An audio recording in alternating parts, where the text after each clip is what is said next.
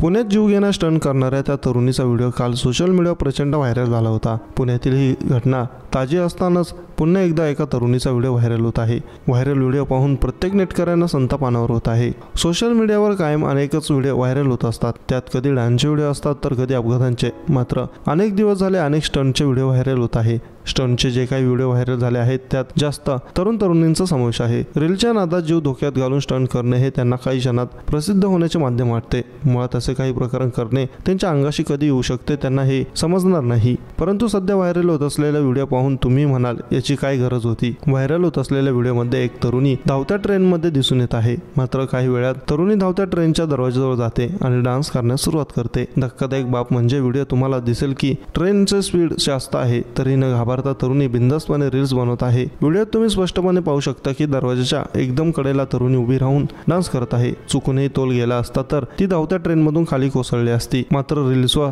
Famous होण्याचे वेड आणि रील बनवण्यासाठी केलेले वेड हठास तिच्या अंगाशी आला असता। रील्स बनवताना आपल्याला तिच्या बाजूला इतर प्रवासी दिसून येत नाही, मात्र तिच्या ओळखींपैकी एकाने हा सर्व व्हिडिओ बनवला आहे।